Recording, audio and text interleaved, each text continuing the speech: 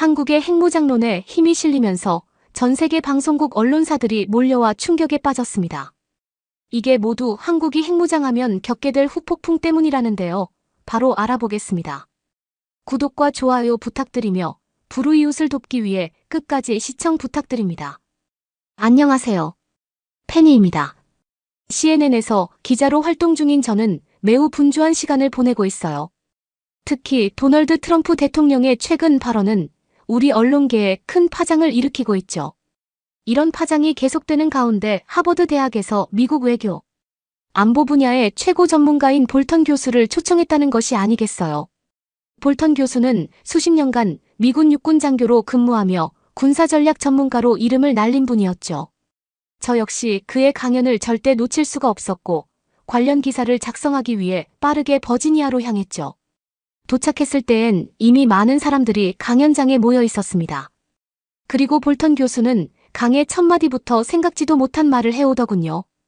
여러분들은 한국이 핵무기를 보유하게 된다면 어떤 상황이 펼쳐질 것 같습니까?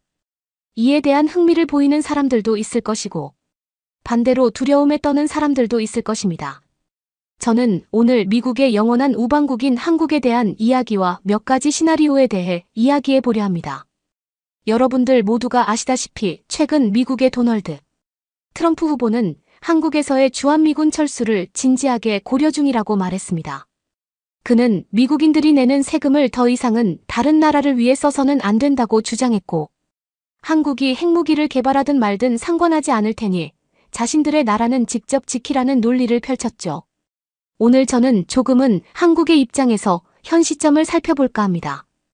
여러분들께서 이 강연에 찾아오게 되었다는 것은 그래도 어느 정도 국제 정세에 관하여 관심이 있으신 분들일 테고 그렇다면 아마 한국의 핵무장에 대한 필요성 정도는 인식하고 계실 겁니다. 이 한국이라는 나라는 세계에서 가장 컨트롤이 힘든 나라 중 1, 2위를 다투는 국가들에 의해 숨통이 조이고 있고 그런 측면에서 볼 때 사실 한국이야말로 세계에서 가장 핵무기가 필요한 국가라고 볼 수 있죠.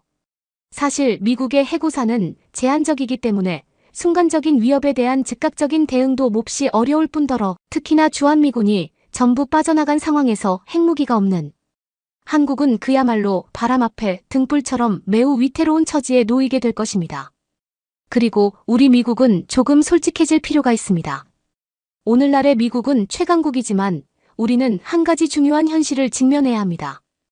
이제 미국이 세계 최강국의 지위를 유지하고 있다고 말하기 어려운 시점에 이르렀다는 것이죠. 최근 몇 년간의 변화와 세계 정세는 이러한 사실을 더욱 명확히 해주고 있습니다. 특히 중국의 급속한 군사력 증강은 이러한 변화의 가장 큰 증거 중 하나입니다. 중국은 뛰어난 조선 건조력을 바탕으로 이미 미국의 해군력 수준을 넘보고 있고 매우 높은 수준의 공군력까지 보유할 수 있는 상황에 이르렀습니다. 미국의 턱 밑까지 쫓아오고 있는 상황이죠. 이는 미국이 약 100년 만에 처음으로 최강국이 아닌 상태에서 경쟁자를 마주하고 있음을 의미합니다. 출구가 없이 칼날 위에 선 상황으로 볼 수 있으며 이제 미국 혼자선 모든 것을 선하게 만들 힘이 없습니다. 이런 상황에서 한국의 위치는 더욱 중요해집니다. 아시아에서 한국은 전략적으로 매우 중요한 위치에 있으며 이는 한국의 국방력 강화가 필수적임을 의미하죠. 중국은 대만을 자국의 영토로 간주하며 하나의 중국이라는 원칙 아래 대만과의 통일을 최우선 과제로 삼고 있습니다. 최근 중국의 움직임이 심상치 않죠. 중국이 대만을 침공하려고 한다면 전면전을 피하지 못할 겁니다. 국가의 모든 역량을 동원해서 대만과의 전쟁에서 이겨야 되기 때문에 중국이 자신들의 영향력을 행사할 수 있는 북한을 설득해서 북한이 대규모 도발을 할 가능성이 있습니다. 그리고 만약 중국이 대만에 승리하면 다음은 한반도가 될 수 있죠.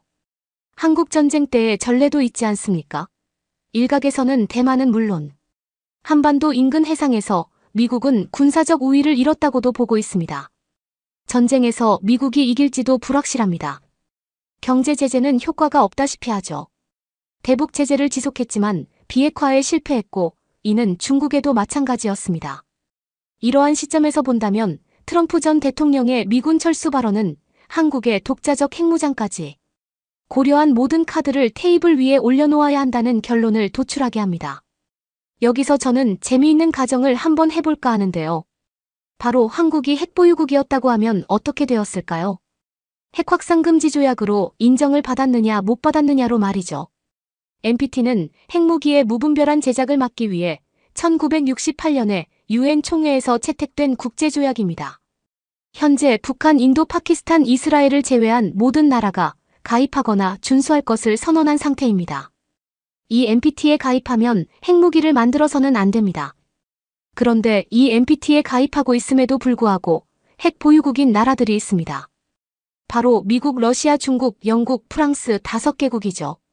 이들은 NPT로부터 공식적으로 승인을 받은 나라들입니다.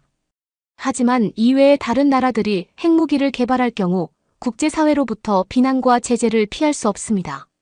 그 정도의 기초상식이면 제 이야기를 듣는데 무리가 없을 테니 본격적으로 이야기를 시작해 보겠습니다. 첫 번째 시나리오는 한국이 NPT로부터 핵 보유국으로 인정을 받은 경우입니다. 사실 한국이 핵 개발을 하기 위해서는 NPT에서 탈퇴를 하고 나서 개발하는 것이 아마 더 현실적인 얘기일 겁니다. 하지만 비교를 위하여 NPT로부터 핵 보유국으로 인정을 받았다고 가정을 하고 이야기를 진행해 보겠습니다. 이 경우 만약 한국이 핵을 보유하게 되면 한국은 국제사회에서 공식적으로 인정받는 핵 보유국이 되는 것입니다. 핵 보유국이 됨에 따라 얻는 이점은 상당합니다. 솔직히 말해서 한국이 일본과 중국에게 이리 치이고 저리 치이는 이유가 무엇인가요? 그들이 초강대국이기 때문이죠. 한반도 주변을 둘러보면 세계 최대의 핵 보유국이자 재래식 군사력 2위의 러시아, 미국의 패권을 위협하는 경제대국이자 역시 핵 보유국이며 재래식 전력으로도 세계 3위권으로 평가되는 중국, 세계 3위의 경제대국이자 최근 재무장에 박차를 가하고 있으며 마음만 먹으면 며칠 안에 핵무기를 제조할 수 있는 일본, 그리고 100만 이상의 전력과 수백만 명의 예비 전력을 갖추면서 핵무기까지 개발해놓고 있는 북한이 자리하고 있습니다. 물론 미국이 한국의 군사동맹국이지만 미국은 태평양 건너에 위치하고 있으며 주한미군의 존재만으로 한국의 안보 불안이 완전히 해소되지 않는 것이 사실입니다. 물론 국방력으로는 한국도 결코 약한 나라는 아니지만 애초에 세계 패권을 다투는 주변국들을 상대로 미사일, 전력 등을 앞세운 독침 전략을 구상하는 것 자체가 한국 입장에서는 충분히 절망적으로 느껴질 수 있는 상황이죠. 게다가 탄도미사일이 훌륭한 전략무기이기는 하지만 어차피 한국의 주변국들 역시 일본을 제외하면 핵 보유국이며 미사일 전력이 군사력의 상당 부분을 차지하고 있어요. 한국에 핵무기가 없다면 중국같이 국제사회의 눈치를 전혀 보지 않는 나라들은 자국이 핵으로 고복당할 걱정 없이 편하게 미사일 공격을 날릴 수 있게 됩니다. 하지만 이러한 안보 환경에서 한국이 만일 핵무기를 보유하고 있으면 상대편에서도 확전을 우려해 상대의 미사일 전력 역시 억제하는 효과를 얻을 수 있습니다. 또한 핵보유국은 비핵 보유국과의 싸움에서 절대로 지지 않습니다. 핵무기는 약 70여 년 전에 만들어졌습니다. 그 이후로 핵 보유국끼리 전면전을 벌인 경우는 단 한 건도 없었습니다. 핵무기를 발사하면 둘 다 끝나거든요. 핵무기의 위력은 다들 잘 아시죠? 반경 수 킬로미터 이내의 모든 생명체는 즉사하고 주변 지역에서 살아남은 사람들조차도 방사능과 고열 후유증으로 사망하게 되는 것이 핵폭탄입니다. 건물들도 모조리 날아가 버리고요. 이같이 핵을 사용하게 되면 양쪽 모두 끝장이 나게 되는데 이를 보고 상호확증 파괴라고 합니다. 국제사회는 겉으로 보기에는 신사적으로 보일 수 있지만 사실 힘의 논리로 돌아가는 야생의 세계와도 같습니다. 그렇기 때문에 핵무기를 가지는 것 자체만으로도 외교적으로 큰 이득을 취할 수 있습니다. 감히 일본이 독도 문제를 꺼낼 수 없겠죠. 또 위안부 문제도 꺼낼 수 없을 것이고요. 높아진 한국의 위상 덕분에 G7 같은 권위 있는 국제조약에 가입해서 강대국으로서 국제사회에서 활동할 가능성도 있을 것입니다. 무엇보다도 북한이나 중국과의 전쟁 위협에서 바로 해방이 될 것입니다. 북한이 핵보유국 한국을 도발할까요? 국지전은 언제든지 전면전으로 확대될 수 있는 위험이 있는 만큼 북한은 절대로 군사 도발을 하지 않을 겁니다. 한국은 핵무장을 통해 북한의 핵무기 및 탄도미사일 위협을 저비용 고효율로 억제하고 대응할 수 있으므로 북한이 핵 선제 공격 위협을 바탕으로 가하고 있는 온갖 협박으로부터도 벗어날 수 있는 것이죠. 또한 한국의 핵무기 보유는 강대국들에 둘러싸인 지정학적 제한 사항을 타개할 수 있게 될 것입니다. 이 상호학증 파괴로 인해서 현재의 한국보다 훨씬 강력한 나라가 될 것임은 분명하고, 현재보다 전쟁 위험이 없는 나라에 살게 될 것 또한 분명합니다. 그리고 한국이 핵 보유국이 됨에 따라 종전협정을 맺을 가능성이 커집니다. 핵무기를 가지고 있는 나라와 전쟁하려고 하는 나라는 없을 것입니다. 그리고 현재 북한의 목표는 적화통일보다는 체제 유지이기 때문에 이미 힘의 균형도 한국에 치우쳐지는 상황에서 한국과 대립을 한다는 것은 손해만 불러일으키는 장사가 될 것입니다. 그렇기에 북한은 한국과 종전협정을 맺고 전쟁을 끝내려고 할 것입니다. 강력한 힘이 만드는 것이죠. 또한 전쟁 위협으로부터 해방이 되니 시간이 갈수록 한국은 빠르게 경제 성장을 하게 될 것입니다. 사실 한국이 이 정도 발전을 이룬 것도 놀라운 일입니다. 그런데 여기서 전쟁 위협까지 사라지게 되고 종전협정까지 맺게 된다면 많은 외국인 투자자들이 한국에 몰려들 것입니다. 이는 그대로 경제 성장과 직결되어 결론적으로 국민들의 삶이 훨씬 더 윤택해질 것으로 보입니다. 그리고 한국의 핵무장으로 공포의 균형을 이룬 남과 북은 불안한 전략적 균형 속에서나마 교류 협력을 발전시킬 수 있는 여건이 마련될 수 있으며, 이를 통해 한국은 자유민주주의와 시장경제 체제를 기반으로 한 통일을 주도할 수 있게 될 겁니다. 자, 그럼 이제 두 번째 시나리오를 볼까요? NPT로부터 인정을 받지 못하고 제재를 받게 되는 경우입니다. NPT로부터 인정이 안 됐다는 것은 국제사회로부터 인정이 안 됐다는 것을 의미합니다. 핵무기는 무기 자체만으로도 상당한 위력을 가지고 있기 때문에 국제사회는 한국이 핵무기를 포기할 때까지 각종 제재와 비난을 지속해서 하게 될 것입니다. 쉽게 생각해서 현재 북한이 겪고 있는 상황을 고스란히 한국도 겪는다고 생각하시면 이해하기 편할 것 같습니다. 실제로 이란이나 북한같이 핵 개발을 시도했던 나라들은 경제가 무너지고 나라가 망하기 직전까지 갔었습니다. 국제사회의 규제가 상당했어요. 한국은 무역을 통해서 먹고 사는 나라인데 국제사회가 규제를 하게 되면 어떻겠습니까? 나라가 망하는 건 한순간이겠죠. IMF나 2008년 리먼 사태 때보다 더한 경제 위기를 겪게 될 수도 있습니다. 핵 한 번 만들었다가 오히려 이득보다 손해가 커지게 되는 겁니다. 자연스럽게 이 과정에서 현재 외교 위상보다 더 떨어지는 아이러니함을 맛볼지도 모르겠습니다. 핵 개발에 필요한 비용과 시간도 문제입니다. 핵무기를 보유하는 시점부터 유지보수와 발전 비용 그리고 핵보유로 인한 위협을 추가로 상쇄하는데 발생하는 비용이 어지간한 국가에서는 감당하기 어려울 만큼 천문학적인 수준입니다. 핵보유국들이 대부분 선진국이거나 경제대국들인 이유가 여기에 있죠. 파키스탄과 북한 같은 경우 부족한 경제력의 대가로 엄청난 국민적 지출을 감당했으며 사실상 핵만 가졌다 뿐 국민들의 삶의 질로 보나 국가의 발언권으로 보나 일반적인 중견 국가들보다도 훨씬 못한 상황에 처해졌죠. 물론 한국의 경우는 경제적으로 위 두 국가에 비해 훨씬 나은 것은 사실입니다. 그렇다고 해서 이러한 비용 문제를 고려하지 않을 수는 없고, 또 앞서 말했듯 국제사회의 경제 제재까지 고려하면 꽤 많은 출혈을 감수해야 할 겁니다. 물론 한국의 핵무기 개발을 위한 기술은 이미 있다는 평가가 지배적입니다. 한국의 원자력 기반 시설은 세계적으로 가장 발전된 시설 중 하나입니다. 한국은 핵무기 개발로 빠르게 전환할 수 있는 강력한 기반을 제공하면서 많은 원자력 발전소와 연구용 원자로를 운영하고 있죠.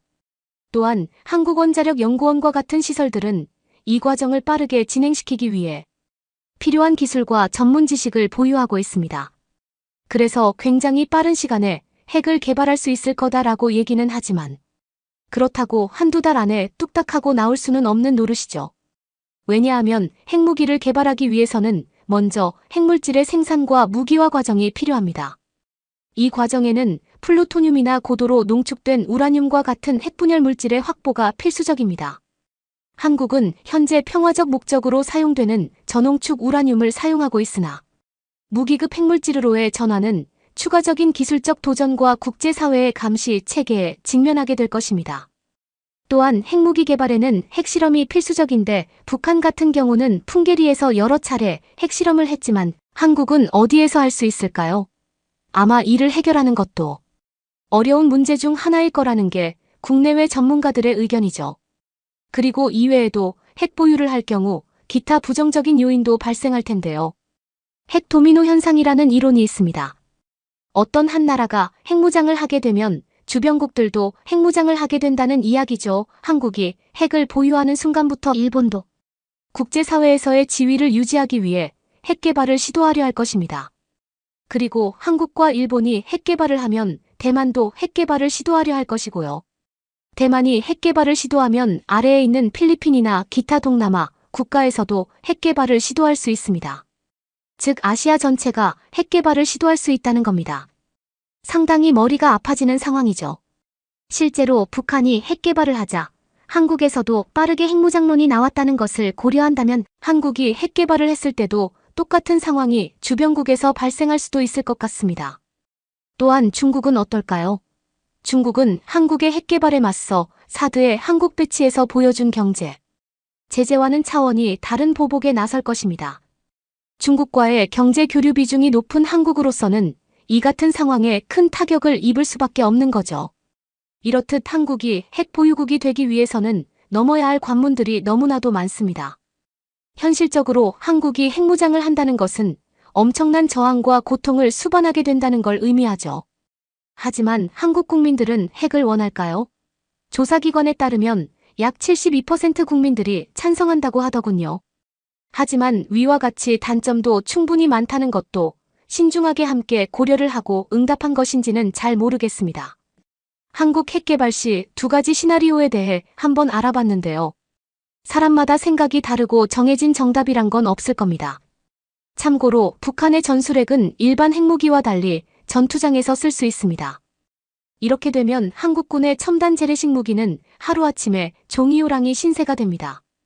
전술핵이 권총이라면 한국의 제일 비싸고 강력한 재래식 무기조차 비비탄총에 불과하게 되는 거죠.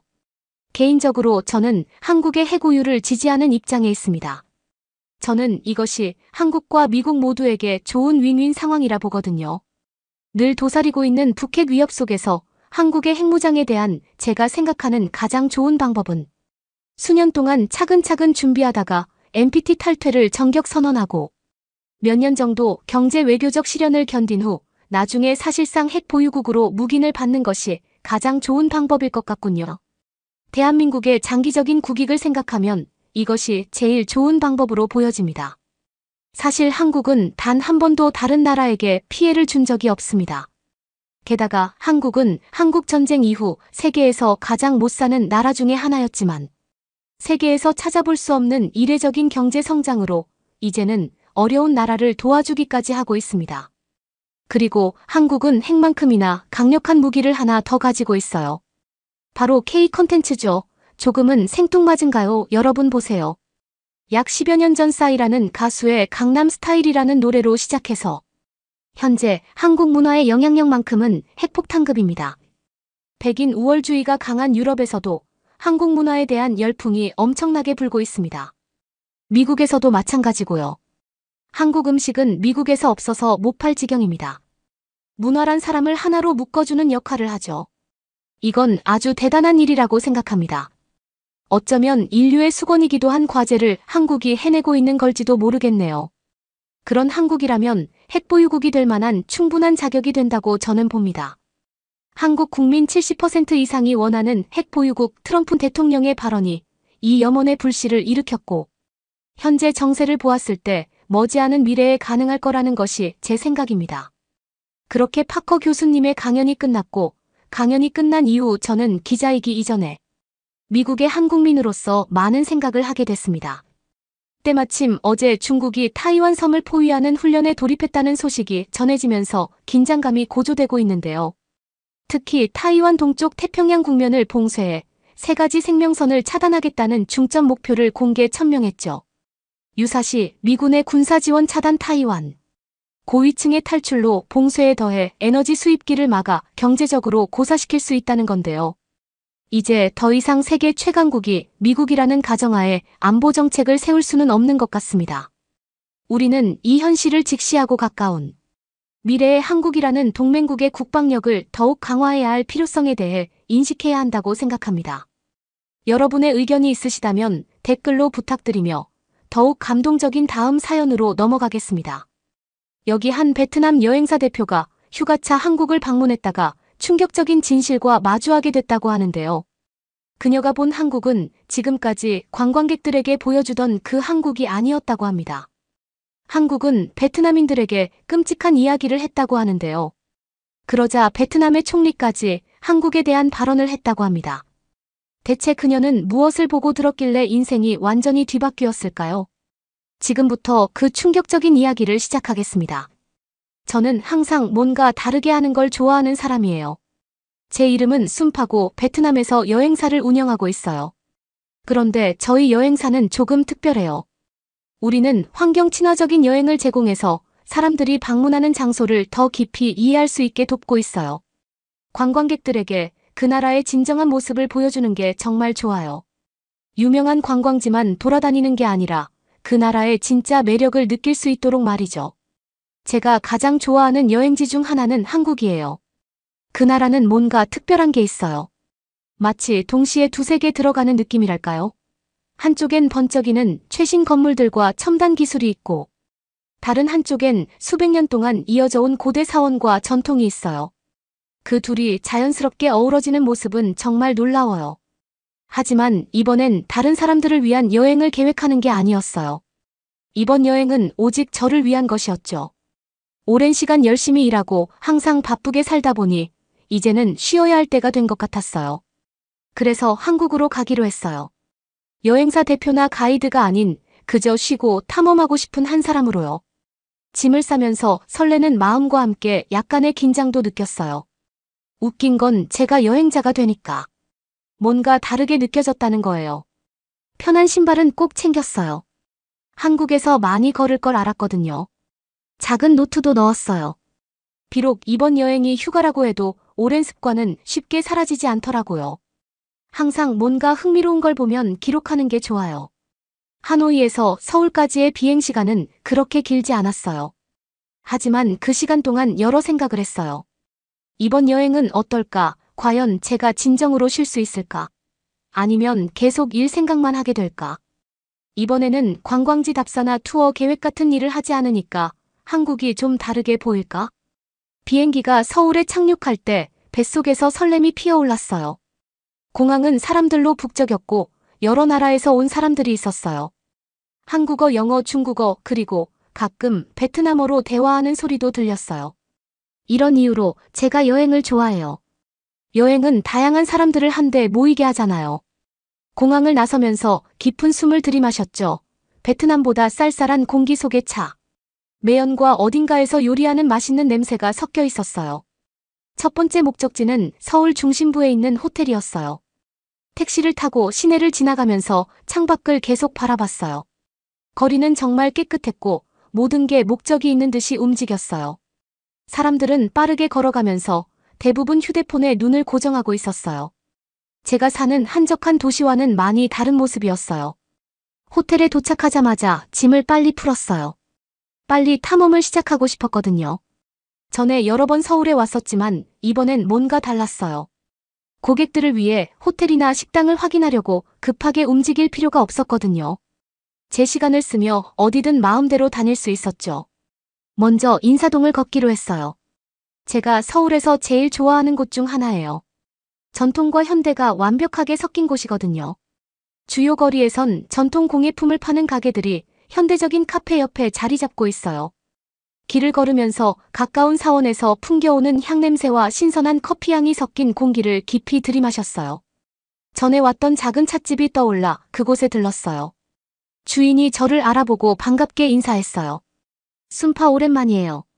이번에도 관광객들과 오신 거예요. 그녀가 녹차를 준비하며 물었어요. 저는 웃으며 고개를 저었어요. 이번엔 아니에요. 그냥 저 혼자 왔어요. 그녀는 놀라면서도 기뻐하는 눈치였어요. 잘 아셨어요. 가끔은 누구나 쉬어야 하죠. 차를 마시며 가게 창밖을 바라봤어요. 큰 카메라를 들고 다니는 관광객들, 일하러 가는 현지인들, 손을 잡고 걷는 젊은 커플들이 지나갔어요. 저는 평온함을 느꼈어요. 이런 시간이 필요했어요. 아무런 부담 없이 그냥 보고 즐기며 시간을 보낼 수 있는 시간이요. 차를 마시고 다시 걸음을 옮겼어요. 그렇게 걷다 보니 어느새 경복궁 입구에 도착했어요. 커다란 궁궐의 문이 우뚝 서 있었고 하얀색으로 칠해져 있었죠. 몇 년 전 처음 이곳을 봤을 때가 떠올랐어요. 그때도 감탄했었는데 이번에도 마찬가지였어요. 저는 궁 투어 그룹에 합류했어요. 마당과 건물들을 걸으며 가이드가 왕과 왕비가 살던 시절에 대한 이야기를 해줬어요. 수백 년 전 이곳에선 왕실 관리들이 바쁘게 돌아다니고 궁녀들이 아름다운 한복을 입고 지냈을 모습을 상상해 보려 했어요. 궁을 나설 때쯤 해가 지고 있었어요. 도시는 점점 변해가고 있었죠. 네온사인들이 하나둘씩 켜지며 거리는 저녁을 즐기려는 사람들로 붐비기 시작했어요.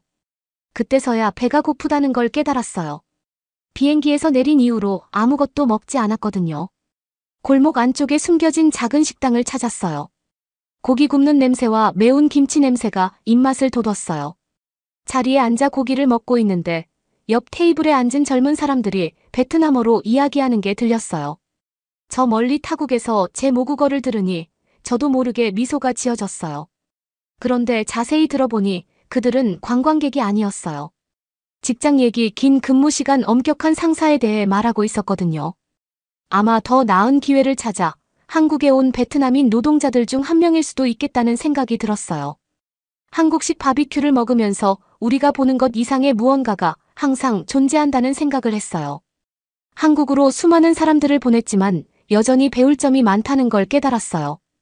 그날 밤 호텔 침대에 누웠을 때 저는 만족스러웠어요. 동시에 호기심도 생겼죠. 저는 얼굴에 미소를 띠고 잠이 들었어요. 이 여행이 단순한 휴가 그 이상이 될 줄은 몰랐죠. 이 경험은 제가 일하는 방식과 세상을 바라보는 시각을 바꿔놓을 거예요. 다음 날 한적한 길을 걸었어요. 평소에 자주 가던 서울의 북적이는 곳에서 조금 벗어난 곳이었죠. 이곳의 건물들은 오래됐고 간판은 색이 바래고 페인트는 벗겨져 있었어요. 제가 투어 중에 보던 번쩍거리는 도시와는 다른 모습이었죠. 모퉁이를 돌았을 때 작은 음식 가판대 하나가 보였어요. 매운 음식 냄새가 코를 찔러 배가 고파졌어요. 그런데 제 눈길을 사로잡은 건 음식이 아니었어요. 그 가판대 주변에 모여 작은 목소리로 대화를 나누고 있는 젊은 베트남인들 무리였어요. 가까이 다가가 봤어요. 그들이 제 모국어인 베트남어로 이야기하고 있었거든요. 비자, 일자리, 경찰 같은 단어들이 들렸어요. 그들의 얼굴에는 걱정이 가득했어요. 가슴속에서 뭔가가 울컥했어요. 이들은 제가 평소에 만나는 관광객들이 아니었어요. 이들은 고향에서 멀리 떨어진 저희 사람들이었고 힘들어 보였어요. 그중 한 남자가 눈에 띄었어요. 나이는 아마 20살쯤 돼 보였지만 눈빛은 피곤하고 나이 들어 보였어요. 까치머리에 더러운 작업복을 입고 있었어요. 그에게 말을 걸기로 했죠. 사와디카, 제가 베트남어로 인사했어요. 그가 놀란 눈으로 저를 쳐다봤어요. 그가 약간 고개를 숙이며 대답했어요. 안녕하세요. 저는 틴탄입니다. 저는 제 소개를 하고 무슨 일이 있는지 물어봤어요. 처음엔 말하기를 주저했지만 제가 관광업에 종사하고 있고 그들의 상황을 이해하고 싶다고 말하자 그가 이야기를 쏟아냈어요. 틴탄은 가족에게 돈을 보내기 위해 관광비자로 한국에 왔다고 했어요. 우리 마을엔 좋은 일자리가 없어요. 그는 눈을 내리깔고 말했어요. 여기서 더 나은 삶을 만들 수 있을 거라고 생각했어요. 하지만 모든 게 계획대로 되지 않았어요. 그의 비자는 만료되었고 지금은 불법 체류 신분으로 일하고 있었어요. 밤에 사무실을 청소해요. 그가 속삭였어요. 임금은 적고 경찰에 잡힐까 늘 두려워요. 틴탄이 말을 이어가자 다른 사람들도 자신의 이야기를 들려줬어요. 공장에서 일하는 솜차이 식당 주방에서 설거지를 하는 노이도 있었어요. 그들은 모두 같은 두려움을 안고 있었죠. 잡혀서 베트남으로 돌아가는 것에 대한 두려움이요. 우린 유령처럼 살아요. 틴탄이 무거운 목소리로 말했어요. 여기 있지만 이곳 삶의 일부가 될 수 없어요. 아파도 병원에 갈 수 없고 사장님이 우리를 부당하게 대우해도 불평할 수 없어요. 그냥 고개 숙이고 들키지 않기만을 바랄 뿐이에요. 그 말을 듣는데 목이 메었어요. 저는 늘 한국을 환영하는 나라로만 봐왔고 관광객들에게 홍보하는 것도 즐거워했거든요. 하지만 이제 전혀 다른 한국의 모습을 보고 있는 거예요. 제가 한 번도 알아차리지 못했던 어두운 면이었죠. 왜 베트남으로 돌아가지 않으세요? 제가 조심스럽게 물었어요. 틴탄는 고개를 저었어요. 거기엔 우리를 위한 게 없어요. 일자리도 미래도 없어요. 적어도 여기서는 가족에게 조금이라도 돈을 보낼 수 있으니까요. 많진 않지만 그게 전부예요. 그들의 이야기를 들으면서 여러 감정이 교차했어요.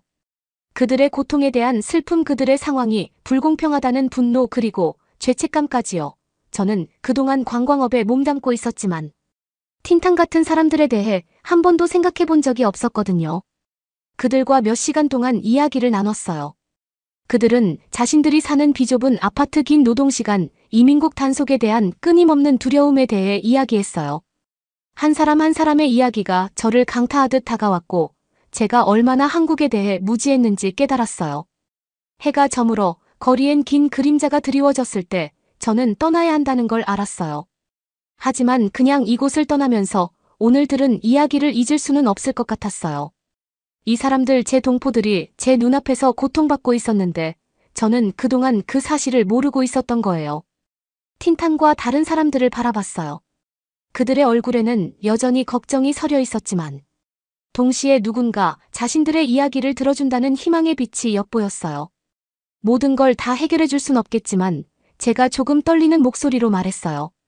여러분을 잊지 않을게요. 어떻게든 도울 방법을 찾을 거예요. 호텔로 돌아가는 길, 제 머릿속은 복잡했어요. 제가 관광 브로셔에서 보던 화려한 한국은 이제 멀게만 느껴졌어요. 대신에 저는 그늘 속에서 살아가는 사람들, 틴탄 같은 사람들이 두려움 속에 살아가는 한국을 보고 있었어요. 제 한국에 대한 시각은 다시는 예전 같을 수 없을 거라는 걸 알았어요. 그날 밤 호텔 침대에 누워서도 틴탄의 지친 눈빛이 자꾸 떠올랐어요. 저는 이곳에 휴가를 오면서 일에서 벗어나고 싶었는데 이제 제 진짜 일이 막 시작됐다는 걸 깨달았어요.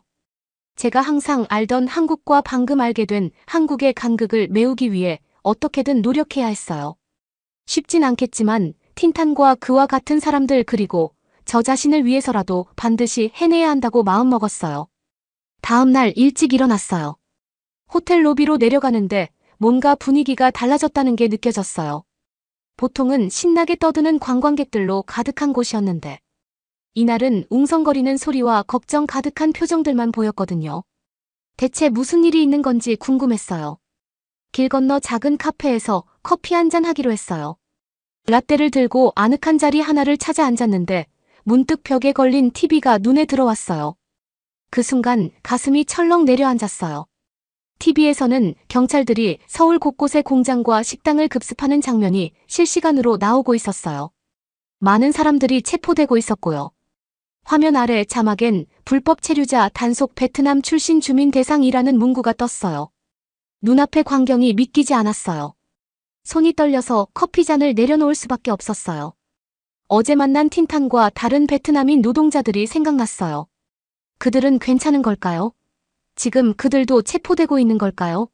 그때 휴대폰이 미친 듯이 울리기 시작했어요. 베트남에 있는 친구들과 한국에서 아는 사업 파트너들한테서 메시지가 쏟아져 들어왔어요. 다들 똑같은 이야기만 하고 있었죠. 단속이 시작됐다고요. 그중 한 메시지가 눈에 띄었어요.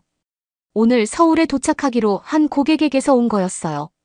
순파나 공항에서 못 나가고 있어. 출입국 관리소에서 신문을 받고 있어. 대체 무슨 일이야? 머릿속이 뒤죽박죽이었어요. 어떻게 이런 일이 벌어질 수 있죠? 한국은 항상 따뜻하고 환영하는 나라처럼 느껴졌는데요. 저는 오랫동안 관광객들을 데리고 한국을 오며 가며 한국의 친절한 사람들과 멋진 문화를 자랑했었거든요. 그런데 이제는 모든 게 무너지는 기분이었어요. 집중하려고 애썼지만 생각은 계속 틴탄에게로 돌아갔어요. 피곤해 보이던 그의 눈빛과 그가 말했던 두려움이 떠올랐어요. 이제 그 두려움이 현실이 되어버렸어요. 그 후 몇 시간 동안 저는 휴대폰과 TV에 계속 매달려 있었어요. 더 많은 정보를 알아내려고 애썼죠. 뉴스에서는 계속해서 단속과 체포 장면이 반복됐어요. 이미 수백 명이 체포되었고 아직 끝이 아니라고 했어요. 정말 무기력하게 느껴졌어요. 이렇게 좋은 카페에 앉아있는 제가 너무 미안해졌어요. 어제 만난 사람들은 아마 두려움에 떨며 숨거나 경찰에 끌려가고 있을 텐데요. 뭔가 하고 싶었지만 제가 할 수 있는 게 뭐가 있을까요? 시간이 지나면서 왜 이런 일이 일어나고 있는지 조금씩 알게 되었어요. 정부는 불법 체류자가 너무 많다고 말했어요. 범죄와 마약 문제를 언급하기도 했고요. 하지만 제가 생각나는 건 어제 봤던 착한 얼굴들 뿐이었어요. 그저 더 나은 삶을 원했던 사람들이었죠. 한국에 있는 사업 파트너들에게 전화를 걸어 혹시 더 자세한 설명을 들을 수 있을까? 했어요. 하지만 대부분 전화를 받지 않았고 받은 사람들도 이 이야기를 불편해하는 것 같았어요. 갑자기 저와 그들 사이에 보이지 않는 벽이 생긴 느낌이었어요. 저녁이 되자 머리가 지끈거렸어요.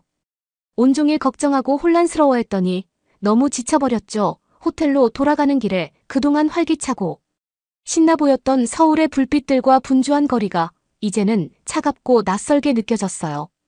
그날 밤 잠을 이룰 수가 없었어요. 머릿속에 계속 오늘 본 것들과 들은 것들이 맴돌았어요. 제가 안내했던 수많은 여행들 그리고 한국에 대해 했던 좋은 이야기들, 제가 정말 현실을 제대로 보지 못했던 걸까요? 이 상황에 대해 제가 책임질 부분이 있는 걸까요? 한 가지는 분명했어요. 이 여행은 물론 제 인생도 영원히 바뀌었어요. 이제 그냥 투어 가이드로 살 수는 없을 것 같았어요. 뭔가 해야만 했어요. 하지만 그게 뭘까? 이런 무거운 생각을 안고 겨우 잠이 들었어요. 가슴을 짓누르는 걱정을 떨쳐낼 수가 없었어요. 만나봤던 틴탄과 다른 베트남 노동자들의 얼굴이 계속 머릿속에 떠오르는 거예요. 그들이 무사할까, 이민국 단속에 걸린 건 아닐까, 뭐가 어떻게 돌아가고 있는지 알아야겠다고 생각했어요. 그리고 누구한테 물어볼지 딱 떠올랐죠. 손이 떨리면서도 전화기를 꺼내 진혁에게 전화를 걸었어요. 진혁은 오래된 한국인 사업 파트너이자 제가 진짜 상황을 알 수 있는 믿을 만한 사람이었거든요. 전화가 연결되자마자 다짜고짜 말했어요. 우리 좀 만날 수 있어요. 이민국 단속 상황이 어떻게 되는 건지 알아야겠어요. 1시간쯤 뒤 저는 작은 아늑한 카페에서 진혁과 마주 앉아 있었어요. 신선한 커피 냄새가 공기를 가득 채우고 있었지만 저는 그걸 느낄 정신도 없었죠. 머릿속이 질문들로 가득했어요. 지우는 평소처럼 밝은 눈빛이 아니라 피곤한 표정으로 커피를 천천히 저으며 말문을 열었어요. 상황이 간단하지 않아요. 순파 저는 더 듣고 싶어서 몸을 앞으로 기울였어요. 어떤 상황인데요? 진혁이 깊은 숨을 들이마셨죠. 최근 몇 년 동안 여기 불법으로 사는 사람들이 많이 늘어났어요. 특히 베트남 사람들 말이죠. 그는 잠시 말을 멈추고 미안하다는 듯 저를 바라봤어요. 그중 일부가 범죄에 연루되기도 했어요. 마약을 팔거나 그런 일로요. 그러다 보니 많은 한국 사람들이 두려워하고 화가 난 거죠. 가슴이 철렁 내려앉는 기분이었어요. 하지만 모두가 범죄자는 아니잖아요. 저는 항의하듯 말했어요. 제가 만난 사람들은 그저 일을 하고 더 나은 삶을 살고 싶어 했을 뿐인데요. 지우는 고개를 끄덕였어요. 맞아요. 대부분은 그냥 생계를 위해 일하는 사람들이에요. 하지만 정부는 그렇게 보지 않아요. 불법 체류자는 다 문제라고 생각해요. 저는 틴탄의 피곤한 눈과 그가 말할 때 느껴졌던 두려움을 떠올렸어요. 그런데 왜 하필 베트남 사람들을 타겟으로 삼는 거예요? 베트남 사람들만 그런 건 아니에요. 진혁이 설명했어요. 근데 베트남 노동자들 중에 불법 체류자 비율이 꽤 많아요. 어떤 사람들은 관광비자로 왔다가 그냥 눌러앉고 또 다른 사람들은 불법 업체에 속아서 들어온 경우도 있어요. 그들은 좋은 일자리를 약속받고 왔다가 착취당하는 거죠. 진혁이 말하는 동안 머릿속에 그려지는 장면들이 있었어요. 좁은 아파트에 숨어서 밖에 나가기도 겁내는 노동자들의 모습이 떠오르고 베트남에 있는 가족들이 돈을 기다리고 있는 모습도 상상됐어요. 그 생각에 가슴이 아팠어요. 그 사람들도 그저 살아남으려고 하는 건데 저는 감정을 억누르지 못하고 목소리를 높였어요. 그 사람들이 범죄자가 아니라 그냥 절박한 상황에 처한 사람들이잖아요. 진혁이 제 손을 가볍게 잡으며 위로하듯 말했어요. 알아요. 순파 저도 당신이 어떻게 느끼는지 이해해요. 하지만 그렇게 단순한 문제가 아니에요. 한국 정부도 자국민을 생각해야 하잖아요. 일자리를 찾지 못하는 한국 사람들이 있는데 그들이 외국인 노동자들을 탓하는 거예요. 저는 고개를 저으며 답답함을 느꼈어요. 그게 공정하지 않아요. 외국인 노동자들은 한국 사람들이 안 하려는 일을 주로 하잖아요. 맞아요. 진혁도 동의했어요. 하지만 사람들은 두렵거나 화가 나면 항상 공정하게 생각하지 않아요. 정치인들은 그 두려움을 이용해서 표를 얻으려고 하기도 하고요. 우리는 잠시 침묵 속에 앉아 있었어요. 상황의 무게가 우리 사이에 가라앉았죠. 저는 이미 식어버린 커피를 저으며 진혁이 말한 모든 걸 소화하려 애썼어요. 단속에 걸린 사람들은 어떻게 되는 거예요? 저는 조심스럽게 물었어요. 답을 듣는 게 두려웠죠. 진혁의 표정이 심각해졌어요. 그들은 본국으로 강제 송환돼요. 그리고 다시는 한국에 오지 못하게 되는 경우도 있어요. 저는 숨이 막히는 기분이었어요. 그게 너무 가혹해요. 그들의 삶은요, 여기서 가진 직업이나 친구들은요, 잔인하게 보일 수도 있죠. 진혁이 부드럽게 말했어요. 하지만 그게 법이에요. 정부는 그게 한국을 안전하게 하고 한국 사람들의 일자리를 지키는 방법이라고 말해요. 진혁은 어려움을 겪고 있는 한국 경제와 고령화 문제 그리고 외국인 노동자들의 필요성에 대해 설명해줬어요. 하지만 동시에 많은 한국 사람들이 외국인에 대해 불신을 가지게 된 이유도 이야기해줬죠. 커피를 다 마시고 나니 머릿속이 복잡했어요. 제가 너무 잘 알고 있다고 생각했던 한국이 완전히 다르게 보였어요. 자리에서 일어설 때 진혁이 제 어깨에 손을 얹었어요. 순파 이게 듣기 힘든 이야기일 수 있다는 거 알아요. 당신은 한국을 사랑하고 한국에서 좋은 점만 보고 싶어 하잖아요. 하지만 어느 나라나 문제가 있는 법이에요. 중요한 건 이해하려고 노력하고 어쩌면 도울 수 있는 방법을 찾는 거겠죠. 저는 고마운 마음으로 고개를 끄덕였어요. 고마워요. 진혁 많은 생각을 하게 됐어요. 호텔로 돌아가는 길에 제 머리는 온갖 생각들로 복잡했어요. 한국에서 수없이 많은 투어를 진행하며 고객들에게 보여줬던 아름다운 풍경들이 생각났어요. 그런데 이제는 그 이면에 있는 한 번도 보지 못했던 또 다른 면이 보이는 것 같았어요. 혼자서 이 큰 문제를 해결할 수는 없겠지만 어쩌면 제가 할 수 있는 무언가가 있을지도 모르겠다는 생각이 들었어요. 그날 밤 잠자리에 들면서 하나의 작은 아이디어가 떠올랐어요. 크진 않았지만 시작이었어요.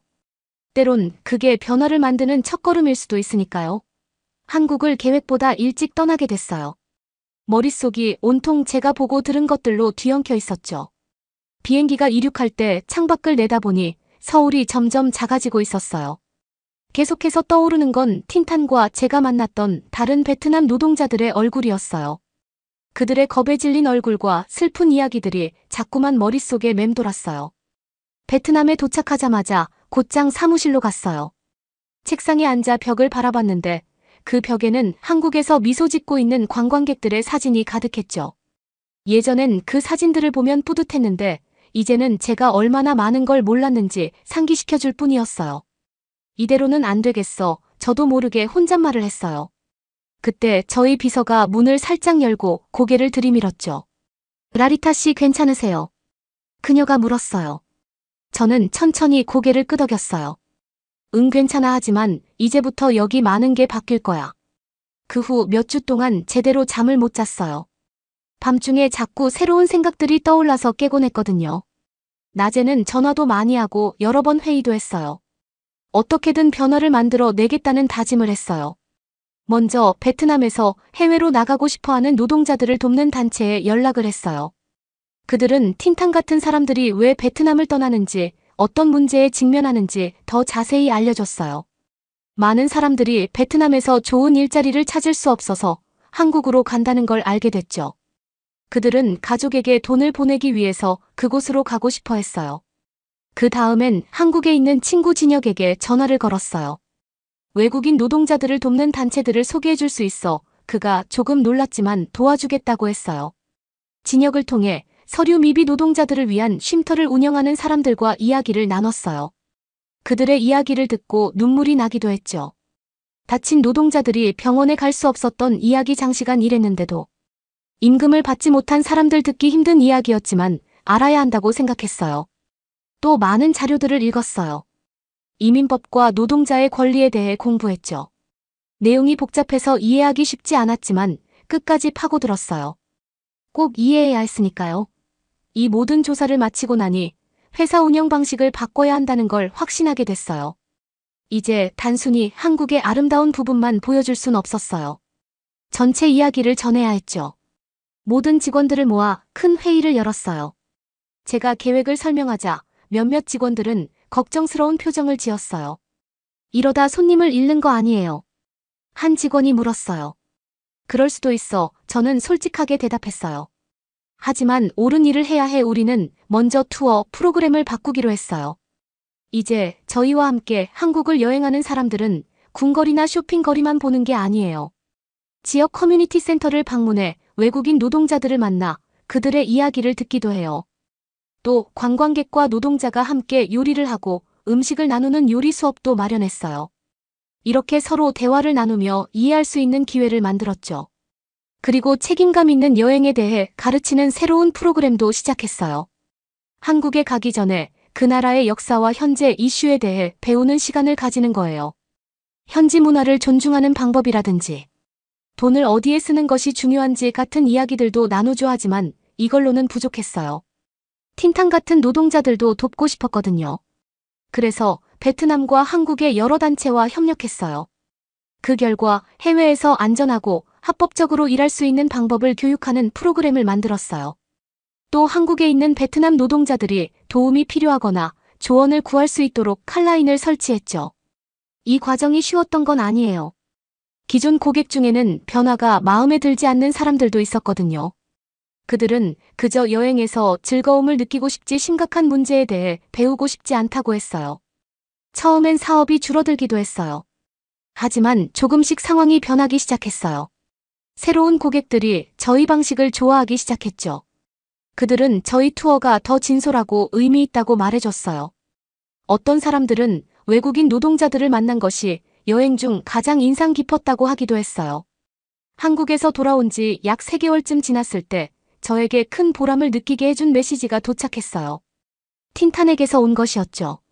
저를 기억하실지 모르겠지만 감사의 인사를 드리고 싶어서요. 친구에게서 당신의 새로운 프로그램 이야기를 들었어요. 한라인에 전화를 걸어봤는데 그 덕분에 합법적으로 한국에 머물며 일할 수 있는 방법을 찾게 됐어요. 이제 더 이상 두렵지 않아요. 메시지를 읽으면서 눈물이 나더라고요. 틴탄을 처음 만났을 때 그가 얼마나 겁에 질려 있었는지가 떠올랐어요. 이제는 안전하고 행복하다고 하니 세상 전체를 바꿀 만한 큰 변화는 아니었어요. 여전히 도움이 필요한 많은 노동자들이 있었으니까요. 하지만 이것이 시작이라는 생각이 들었어요. 사무실 창밖으로 보이는 바쁜 하노이 거리를 바라보며 몇 달 만에 처음으로 희망이 생겼어요. 사람들이 여행과 외국인 노동자에 대한 생각을 바꾸는 건 하루아침에 일어날 일이 아니었죠. 하지만 저는 그 도전에 맞설 준비가 되어 있었어요. 한 걸음씩 한 사람씩 우리 힘으로 변화를 만들 수 있어. 저 혼잣말로 그렇게 말하며 미소를 지었어요. 저는 소피아 베넷이에요. 제 삶은 완벽하다고 생각했어요. 제 자랑이자 기쁨인 찻집 더 휘슬링 캐틀이 있었거든요. 맨체스터의 바쁜 거리 한가운데 자리 잡은 이 찻집은 도시의 소음과 활기 속에서 조용하고 달콤한 향기로 가득한 고객들이 행복하게 찾아오는 그런 곳이었어요. 매일 아침이면 일어나서 하루를 시작하는 게 너무 설레었어요. 커튼 사이로 햇살이 비치면 기지개를 켜면서 행복함을 느꼈죠. 사랑하는 일을 하고 손님들로 북적이는 가게를 운영하고 저를 항상 미소 짓게 만드는 남자친구도 있었으니까요. 그 남자친구 이름은 미카엘인데 컴퓨터 쪽 일을 하고 있었어요. 똑똑하고 친절했으며 언제나 저를 웃게 만들었어요. 일할 준비를 하면서 늘 찻집 생각을 했어요. 더 휘슬링 캐틀은 그냥 찻집이 아니었어요. 특별했거든요. 제가 직접 차를 블렌딩해서 새로운 맛을 만들었고 사람들이 그걸 마시러 맨체스터 곳곳에서 찾아왔어요. 어떤 사람들은 제가 만든 얼그레이가 자기 인생에서 최고라고까지 말해줬어요. 출근길에 도시가 깨어나는 걸 보면서 걸어가곤 했어요. 자동차 경적 소리 커피잔을 들고 서두르는 사람들. 신선한 빵 냄새가 가득한 아침거리 속에서요. 하지만 찻집 안은 전혀 다른 분위기였어요. 평온하고 아늑해서 마치 추운 날 따뜻한 포옹을 받는 듯한 기분이었어요. 가게에 들어서면 문 위에 달린 작은 종이 딸랑딸랑 울렸어요. 저는 한껏 숨을 들이쉬면서 다양한 차향을 느꼈죠. 매콤한 차이, 부드러운 녹차 깊고 진한 홍차 각각의 향이 저마다 이야기를 들려주는 것 같았어요. 그리고 찻잎이 담긴 병을 손으로 쓸어보면서 제가 이룬 것들의 뿌듯함을 느꼈죠. 제 첫 번째 손님은 언제나 톰슨 할머니였어요. 매일 아침 8시 5분에 정확히 찾아와서 늘 주문하던 캐모마일 차에 꿀을 약간 넣어서 드셨어요. 우리는 손주 이야기나 날씨 이야기를 나누면서 그녀의 차를 준비했어요. 그건 우리만의 작은 아침 루틴이었죠. 하루 종일 다양한 사람들이 찻집에 들렀어요. 바쁜 직장인들이 잠깐 들러 차 한 잔을 마시고 가기도 하고, 노트북을 펴놓고 공부하는 학생들도 있었고, 친구들끼리 수다를 떨며 뜨거운 차를 마시는 사람들도 있었어요. 저는 그 모습을 지켜보는 게 참 좋았어요. 제 작은 가게가 사람들을 연결해주는 걸 보는 게 뿌듯했어요.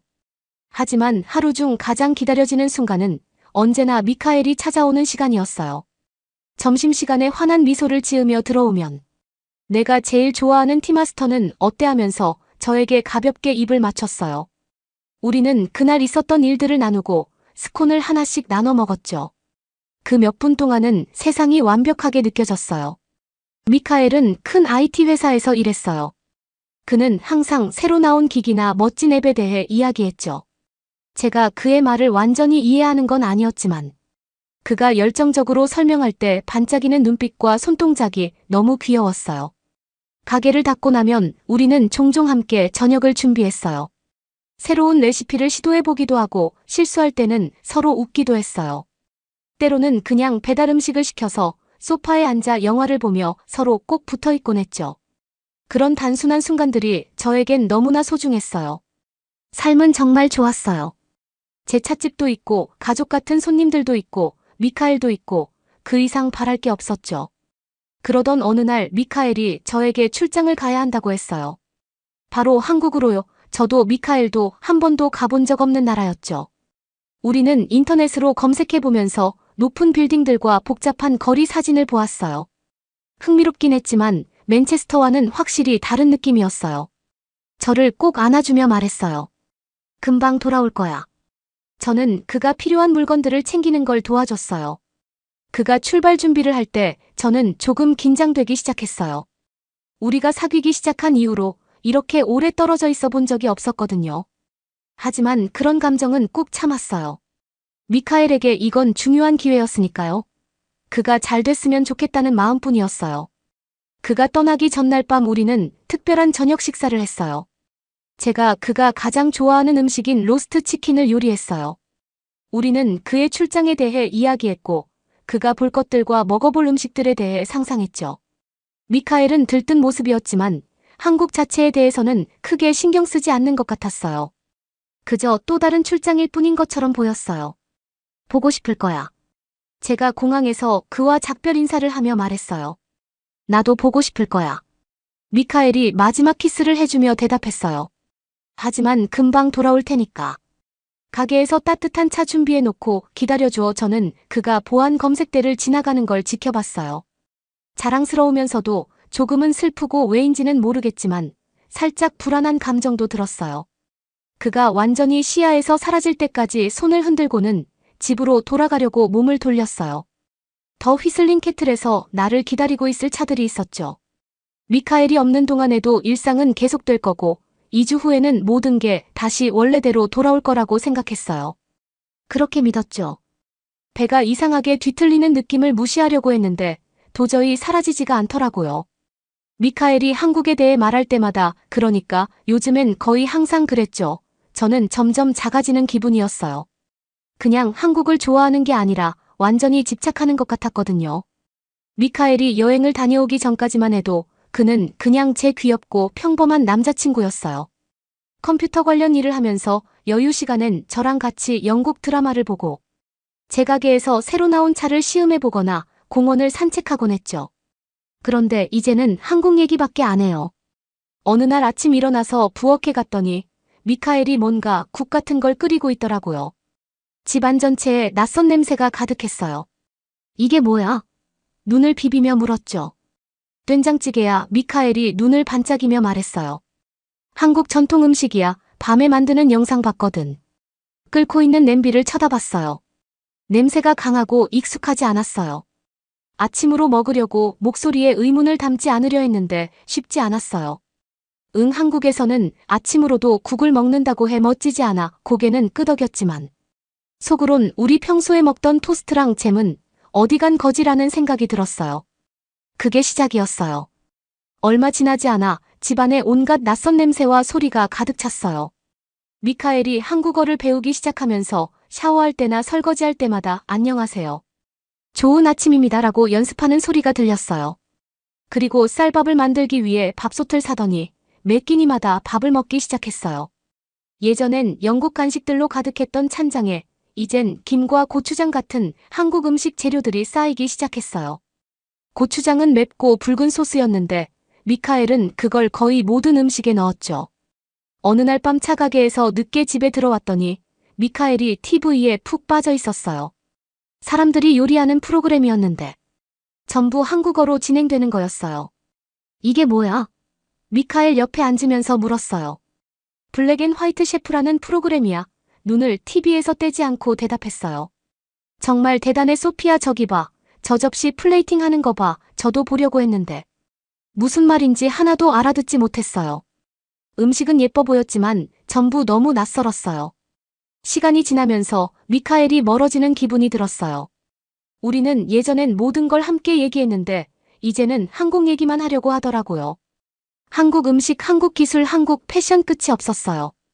저도 관심을 가져보려고 했지만 솔직히 힘들었어요. 제 차가게 얘기나 그의 일 얘기를 나누던 예전 대화가 그리웠거든요.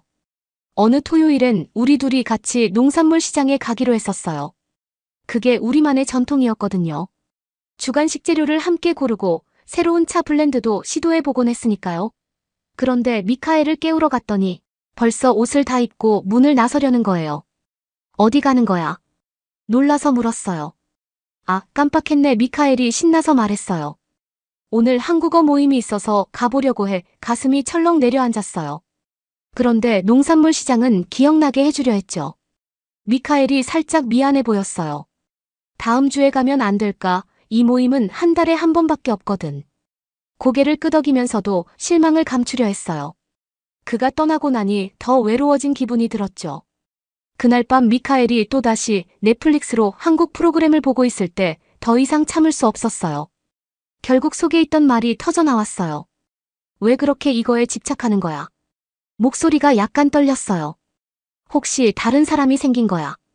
미카엘이 깜짝 놀라서 저를 쳐다봤어요. 뭐 아니야. 소피야, 그런 게 아니야. 그가 말했어요. 그냥 한국이 흥미로워서 그래. 혁신도 많고 문화도 다양하고 너도 이해하려고 노력해봐. 하지만 저는 들을 준비가 안 되어 있었어요. 제 머릿속엔 미카엘이 얼마나 변했는지, 얼마나 멀게 느껴지는지만 가득했거든요. 마치 제가 알던 미카엘은 사라지고 한국에 빠진 낯선 사람으로 바뀌어버린 것 같았어요. 그 후 몇 주 동안 상황은 더 악화됐어요. 우리는 자꾸 싸우게 됐고 미카엘이 한국에 대한 얘기를 할 때마다 저는 점점 더 마음의 벽을 쌓았어요. 제가 불공평하게 군다는 걸 알면서도 어쩔 수가 없었어요. 저는 그를 한국이라는 가보지도 않은 나라에 빼앗긴 기분이었거든요. 결국 크게 싸운 날, 제가 미카엘에게 너는 한국을 나보다 더 좋아하는 것 같아 라고 소리친 후 그는 가방을 싸서 나가버렸어요. 생각할 시간이 필요하다고 말하면서요. 그가 문 밖으로 나가는 모습을 보는데 제 심장이 찢어지는 것 같았어요. 어떻게 이렇게까지 됐는지 모르겠더라고요. 그냥 지구 반대편의 나라 때문인 건데 그게 우리 사회를 이렇게 만들어버렸어요. 그날 밤 저는 침대에 누워 울며 잠들었어요. 어떻게 이 상황을 고쳐야 할지 아니면 고칠 수나 있을지조차 알 수 없었어요. 다만 분명한 건 한국이 우리 사이에 끼어들었고 우리가 다시 서로를 되찾을 수 있을지 모르겠다는 불안감뿐이었죠. 더는 참을 수 없었어요. 미카엘과 그의 갑작스러운 한국에 대한 집착이 제 안에서 계속 맴돌고 있었거든요. 머리를 식힐 필요가 있었어요. 그래서 네덜란드로 가는 비행기를 타게 됐죠. 사촌 데이지를 만나러 가기 위해서요. 더블린에 도착하자마자 안도감과 불안감이 동시에 밀려왔어요. 이 여행이 미카엘을 잊게 해줄지 아니면 오히려 잃어버린 것들을 다시 떠올리게 할지 걱정이 됐거든요. 데이지는 공항에서 저를 기다리고 있었어요. 빨간 머리가 인파 속에서도 쉽게 눈에 띄었죠. 그녀는 달려와 저를 꼭 안아줬어요. 소피야, 정말 오랜만이야. 데이지가 환하게 웃으며 말했어요. 저도 웃어보려고 했지만 좀 어색했어요. 초대해줘서 고마워 데이지. 저는 가방을 들며 말했어요. 데이지 집으로 가는 길은 정말 아름다웠어요. 네덜란드는 정말 초록색이 가득하고 구불구불한 언덕과 귀여운 집들이 점점이 펼쳐져 있었거든요. 맨체스터의 바쁜 거리와는 완전히 달랐어요. 데이지의 집에 도착했을 때 조금 나아지는 기분이 들었어요. 사당에 꽃이 가득한 아늑한 오두막집이었거든요. 어쩌면 이게 제가 필요했던 거일지도 모르겠다고 생각했어요. 새로운 풍경 그리고 가족과 함께하는 시간. 데이지는 저를 손님 방에 안내해주고는 잠깐 씻고 와, 차 끓여놓을게. 그동안 얘기 좀 하자 라고 제안했어요. 저는 고개를 끄덕였어요. 비행기에서 묻은 피로를 좀 씻어낼 수 있어서 고마웠거든요. 아래층으로 내려왔을 때 익숙한 얼그레이 향이 코를 찔렀어요. 집에 있는 제 찻집이 생각나면서 살짝 향수병이 밀려왔어요. 거실로 들어서려다가 갑자기 멈춰섰어요. 마음을 털어놓으려던 순간 제 눈앞에 있던 건 성공한 사촌 데이지였어요. 한국으로 해초를 수출하는 그녀가 소파에 앉아서는 한국 드라마를 보고 있었죠. 믿을 수 없었어요. 이거 진짜 말도 안 돼. 제가 투덜거렸어요. 마치 세상이 저한테 장난을 치고 있는 것 같았거든요. 데이지는 깜짝 놀라며 고개를 들었어요. 아, 제발 소피야. 이 드라마 진짜 대박이야. 너는 이거 안 보면 후회할 걸. 저는 눈을 굴리며 최대한 TV에서 멀리 떨어진 의자에 털썩 앉았어요. 데이지, 너마저도. 저는 속삭였어요. 한국에서 완전히 벗어나려고 여기까지 왔는데 또다시 그걸 마주하게 될 줄이야. 데이지는 드라마를 멈추고 제 쪽을 바라봤어요. 이게 미카엘 때문이야. 너희 헤어진 거. 저는 고개를 끄덕이며 눈물이 차오르는 걸 느꼈어요. 그는 출장 다녀온 후에 한국에 완전 빠졌어. 마치 그 나라가 그를 내게서 훔쳐간 것 같아. 데이지는 얼굴이 부드러워지더니 말했어요. 아, 소피야, 정말 미안해하지만 한국이 미카엘을 빼앗아간 건 아니야. 사람들은 늘 변하고 새로운 것들에 흥미를 느끼곤 해. 저는 더 이상 그 얘기를 하고 싶지 않았어요. 그냥 다른 거 보면 안 돼. 뭐든 좋아하지만 데이지의 눈에 장난기 어린 빛이 떠올랐어요. 내기 하나 할래? 이 드라마 한 편만 보고 나서도 싫으면 그때 내가 원하는 걸로 바꿀게. 거절하고 싶었지만 데이지의 고집스러운 표정을 보고 있자니 쉽게 물러날 것 같지 않았어요. 알았어. 제가 한숨을 쉬며 말했어요. 딱 한 편만. 데이지는 기뻐하며 드라마를 다시 틀었어요. 그 드라마는 블랙 앤 화이트 셰프라고 불렸어요. 바로 미카엘이 그렇게 열광하던 그 드라마였죠. 저는 한숨을 쉬며 모든 순간이 싫어질 거라 생각했어요. 하지만 에피소드가 진행될수록 이상하게도 저는 점점 더 빠져들었어요. 셰프들은 정말 대단한 실력을 가지고 있었고 단순한 재료로 예술작품 같은 요리를 만들어내더라고요. 그들의 이야기 또한 감동적이었어요. 고난 열정 그리고 요리에 대한 헌신이 느껴졌거든요. 에피소드가 끝났을 때 저도 모르게 의자 끝에 앉아 있었어요. 제가 스스로 놀라며 말했어요. 이거 진짜 괜찮네. 데이지는 웃으며 말했어요. 내 말 맞지 않아? 더 볼래? 저는 잠시 망설이다가 고개를 끄덕였어요. 응, 더 보고 싶어. 시간이 어떻게 흘렀는지도 모르게 우리는 계속해서 에피소드를 몰아봤어요. 셰프들이 사용하는 정교한 기술과 맛의 조화를 이루는 방법. 그리고 각 요리가 얼마나 아름답게 나오는지에 감탄하게 됐어요.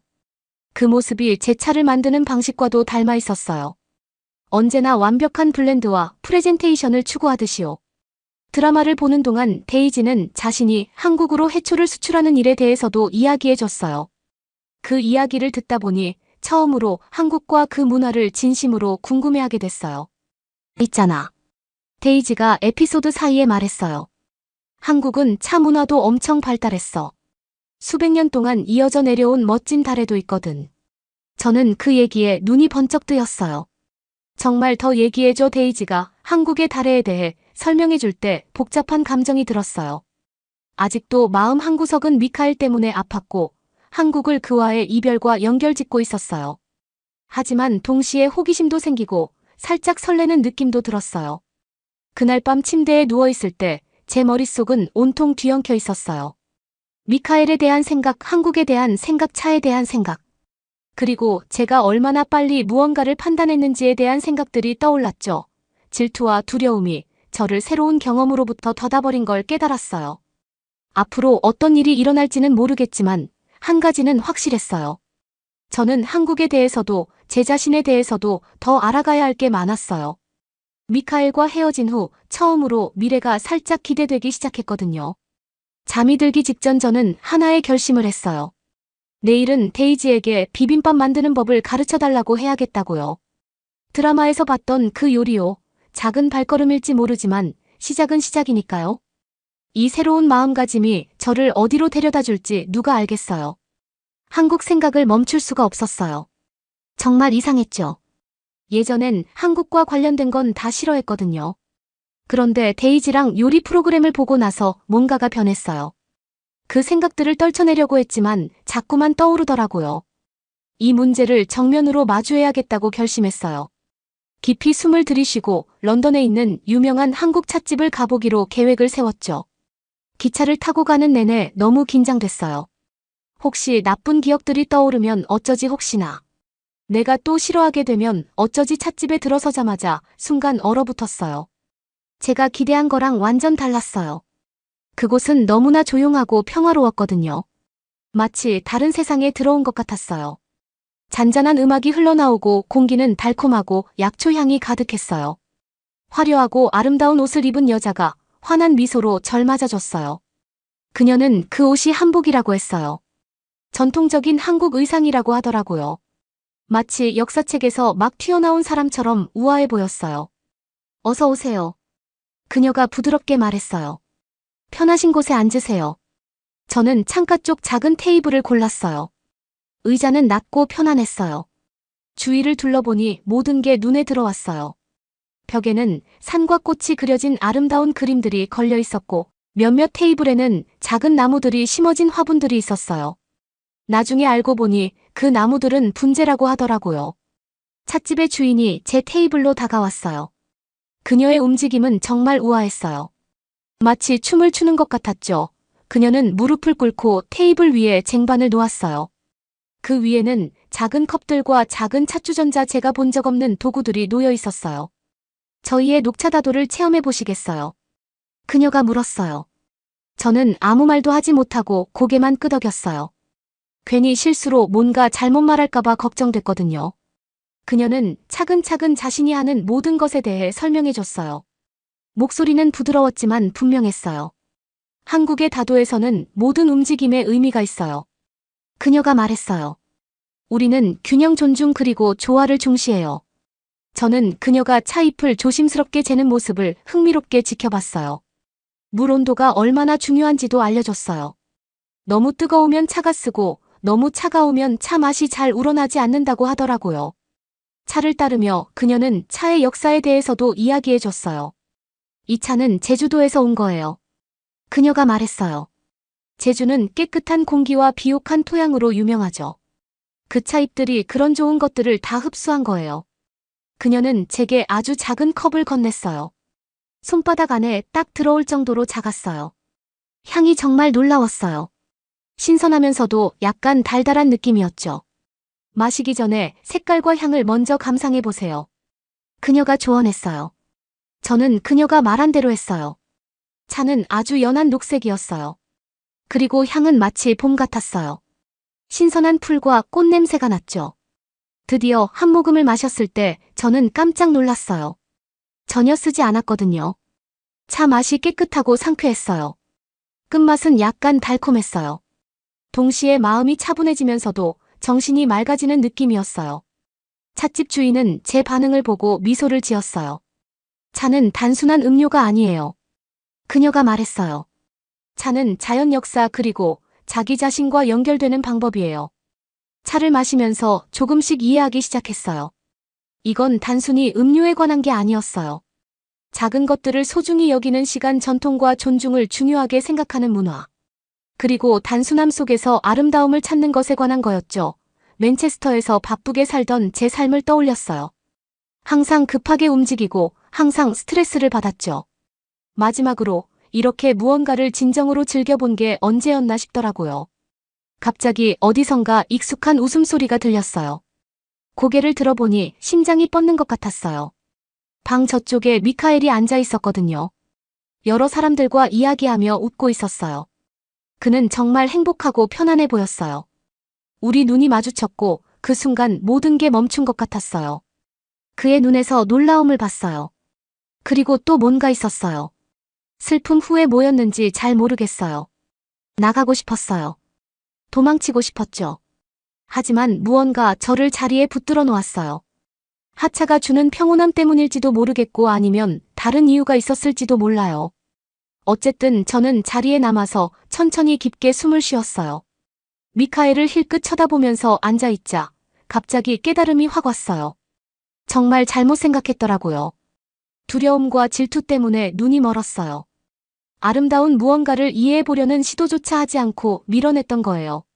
미카엘이 한국에 집착했던 이유는 저를 대신하려고 했던 게 아니었어요. 그에게 영감을 주고 세상을 새로운 시각으로 보게 해준 무언가를 발견했던 거였죠. 그런데 저는 그 기쁨을 그와 함께 나누는 대신 그를 외면해버린 거예요. 눈물이 차올랐어요. 슬퍼서가 아니라 이제야 이해가 돼서요. 정말 큰 실수를 했다는 걸 알았어요. 제 불안감이 멋진 무언가를 망쳐버린 거죠.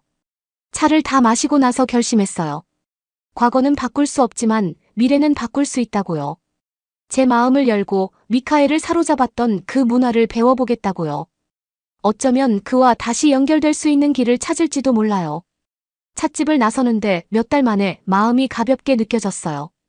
세상이 더 밝아 보였고 가능성으로 가득 찬 것 같았어요.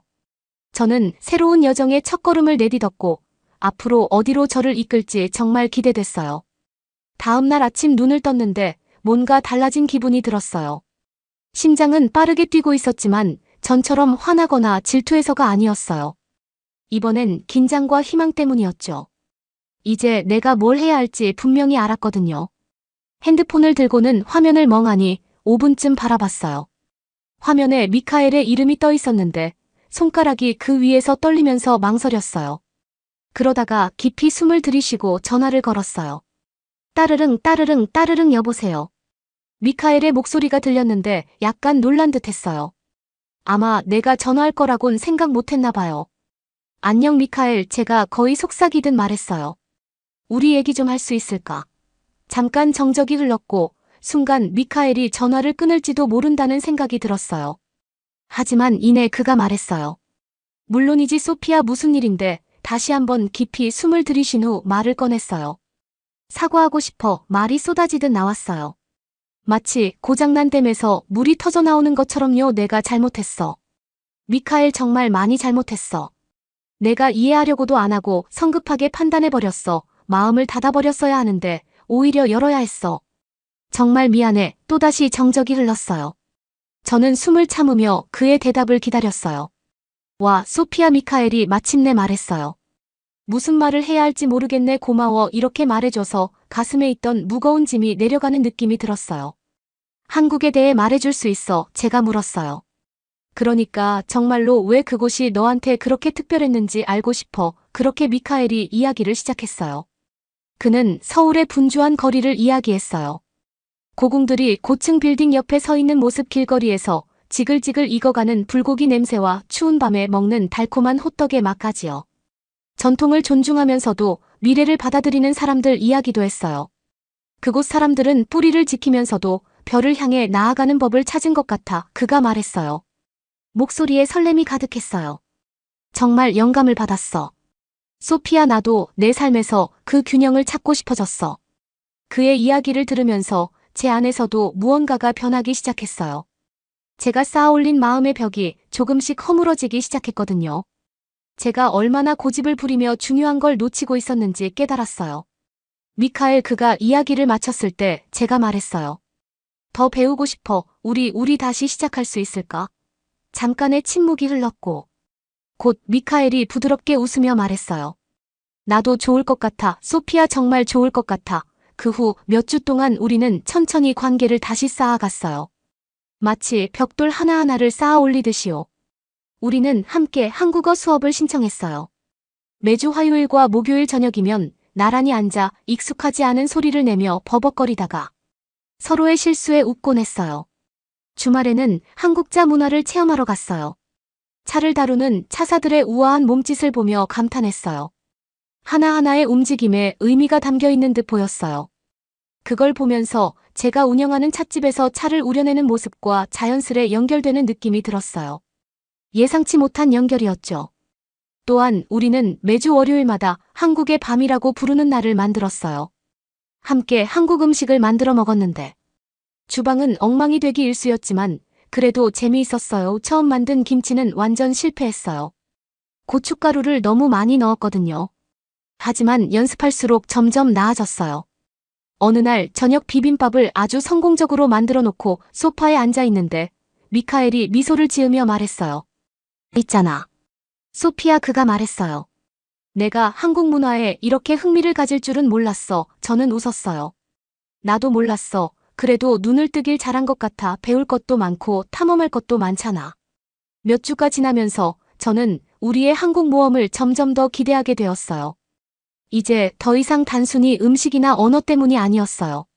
미카엘과 함께 새로운 걸 공유하고 서로에게서 멀어지지 않고 함께 성장해가는 과정이었거든요. 전에 제 질투가 어떻게 저를 눈멀게 했는지 점점 더 분명해졌어요. 미카엘을 잃을까 봐 너무 두려워서 오히려 제가 그를 밀어낸 거였어요. 하지만 이제는 새로운 세상을 함께 받아들이며 우리 관계가 전보다 더 가까워졌어요. 어느 날 우리는 수업을 마치고 손을 잡고 집으로 걸어가고 있었어요. 그때 중요한 걸 깨달았어요. 사랑은 지금 있는 걸 꽉 붙잡는 게 아니더라고요. 함께 성장하고 변하는 용기를 내는 거였어요. 저는 미카엘의 손을 꼭 쥐고 그를 올려다보며 미소를 지었어요. 고마워, 제가 말했어요. 그는 당황한 듯 저를 쳐다봤어요. 뭘 고마워나 포기하지 않아서 제가 대답했어요. 내 눈으로 세상을 볼 수 있는 기회를 줘서. 미카엘도 미소 지으며 저를 꼭 안아주었어요. 저물어가는 해 아래 우리는 나란히 집으로 걸어갔고 저는 몇 달 만에 처음으로 희망이 차오르는 걸 느꼈어요. 우리의 여정은 끝난 게 아니었어요. 사실 이제 막 시작된 것 같았어요. 하지만 이번엔 우리가 함께 그 길을 걷고 있었어요. 어떤 일이 닥치더라도 함께 헤쳐나갈 준비가 된 상태로요. 저는 그날 아침 일찍 일어났어요. 오늘 하루가 너무 기대돼서요. 커튼 사이로 햇빛이 살짝 비치고 있었고 밖에서는 새들이 지저귀는 소리가 들렸어요. 새로운 하루가 시작됐고 저도 마치 새 사람이 된 것 같았어요. 출근 준비를 하면서도 저절로 웃음이 났어요. 제 인생이 이렇게나 변했다니 믿기지 않았어요. 불과 몇 달 전만 해도 화가 많고 마음을 닫고 있었는데 지금은 세상이 정말 놀라운 것들로 가득 차 있다는 느낌이 들었거든요. 차가게 휘슬린 케틀에 들어가서 크게 숨을 들이마셨어요. 신선한 차잎 향이 가게 안을 가득 채우고 있었거든요. 그런데 오늘은 뭔가 다르게 느껴졌어요. 진저와 인삼향이 익숙한 얼그레이 차 향에 섞여 있었어요. 마치 제 인생처럼 동양과 서양이 완벽하게 어우러진 향기였어요. 가게를 바꾸기로 결심했던 날이 생각났어요. 처음엔 무서웠죠. 손님들이 새로운 차를 좋아하지 않으면, 어쩌지 맛을 잘못 내면 어쩌지 걱정이 많았어요. 하지만 큰 숨을 들이쉬고 용기를 내기로 했어요. 처음에는 조심스럽게 시작했어요. 새로운 차 한 가지만 추가했죠. 영국의 얼그레이와 한국의 인삼을 섞은 차였어요. 처음 손님에게 그 차를 내놓았을 때 정말 긴장했어요. 그런데 손님이 한 모금 마시더니 눈을 반짝이며 말했어요. 이거 정말 대단하네요. 전에 한 번도 이런 맛을 본 적이 없어요. 그 말 한마디가 큰 힘이 됐어요. 그 후로는 다양한 맛을 실험하기 시작했어요. 진저 그린티는 손님들 사이에서 금방 인기 메뉴가 됐어요. 맨체스터의 추운 날씨에 딱 어울리는 따뜻한 차였거든요. 심지어 한국 바비큐 맛이 나는 차도 만들었어요. 이상하게 들릴지 모르겠지만 진짜 맛있었어요. 이렇게 새로운 맛을 섞으면서 저도 제 삶이 얼마나 새롭고 흥미롭게 변했는지 생각하게 됐어요. 한국어 수업을 듣거나 한국 드라마를 보는 건 예전에는 상상도 못했던 일이었는데 이제는 그게 제 삶에서 가장 좋아하는 일 중 하나가 됐어요. 매주 월요일 밤에는 미카엘과 함께 한국의 밤을 보내요. 인터넷에서 찾은 새로운 레시피를 시도하면서 한국 음식을 같이 요리하곤 해요. 가끔 요리가 망해서 맛이 엉망일 때도 있지만 그래도 우리는 늘 웃으면서 넘겨요. 그 시간이 제 일주일 중 가장 기다려지는 시간이 됐어요. 가게에서 일하면서 손님들이 점점 많아지는 걸 느꼈어요. 제 새로운 차들이 입소문을 타고 사람들은 궁금해하며 찾아왔죠. 어떤 날은 가게 문 밖까지 줄이 길게 늘어설 정도였어요. 결국 2명의 직원을 새로 고용해야 했어요. 어느 날은 한 한국인 관광객이 가게에 들어왔어요. 그녀는 눈을 크게 뜨고 가게를 둘러보더니 저에게 다가와 말했어요. 여기 고향 생각나요? 그런데 영국 느낌도 있어서 너무 좋아요. 그 말을 듣고 마음이 따뜻해졌어요. 제가 정말 특별한 걸 만들어냈다는 생각이 들었거든요. 두 문화가 하나로 어우러지는 공간이요. 마치 미카엘과 제가 서로의 차이를 존중하며 함께 어우러진 것처럼요. 시간이 지날수록 저는 새로운 것을 배우는 게 점점 더 기대됐어요. 매일 아침 식사를 준비하면서 한국어를 연습했고 오후에는 새로운 차 블렌드를 시도해봤어요. 저녁이 되면 미카엘과 함께 그날의 발견을 나누었죠. 가끔은 예전의 저를 떠올려보곤 해요. 그땐 새로운 것에 대한 두려움이 너무 커서 거의 미카엘을 잃을 뻔했죠. 하지만 이제는 새로운 것에 마음을 열었더니 제 삶이 얼마나 더 풍요로워졌는지 깨닫게 됐어요. 이제 저의 착각에는 단순한 사업체가 아니었어요. 사람들이 저처럼 새로운 것을 발견할 수 있는 공간이 됐죠. 손님들이 새로운 차를 시도하는 걸 망설일 때면 저는 웃으면서 그들을 응원해 주었어요. 처음 제가 이 여정을 시작했을 때 느꼈던 그 마음을 기억하면서요. 어느 날은 잡지 기자가 제 가게에 와서 인터뷰를 했어요. 영국 차와 한국 차를 섞게 된 계기가 뭐였나요? 라고 물었어요. 잠시 생각한 뒤에 저는 대답했어요. 사랑이요. 저에게 새로운 세상을 보여준 제 남자친구에 대한 사랑 그리고 늘 저의 열정이었던 차에 대한 사랑이요. 사랑의 마음을 열면 정말 놀라운 일이 벌어지거든요. 기자는 웃으며 제 말을 적었어요. 몇 주 후 제 가게가 그 잡지에 실렸고 더 많은 사람들이 찾아오기 시작했어요. 다들 저희 독특한 차에 대해 궁금해했죠. 하지만 성공이나 명성보다 더 좋았던 건 매일 아침 가게 문을 열 때 느끼는 그 기분이었어요. 매일매일 모험을 떠나는 기분이 들었고 새로운 것을 배우고 발견하는 게 너무나 즐거웠어요. 그날 밤 가게 문을 잠그고 하늘을 올려다봤어요. 세상이 훨씬 더 커진 것 같았어요. 가능성으로 가득 차 있었어요. 내일은 어떤 일이 생길지 정말 기대됐어요. 새로운 차 맛을 만들 수도 있고 한국어 단어 하나를 더 배울 수도 있고 미카엘과 함께 볼 새로운 한국 드라마를 찾을 수도 있을 거예요. 뭐가 됐든 한 가지는 확실했어요. 저는 마음을 열고 이 모든 걸 맞이할 준비가 되어 있었어요. 최고의 모험은 언제나 열린 마음과 열린 가슴으로 시작되니까요.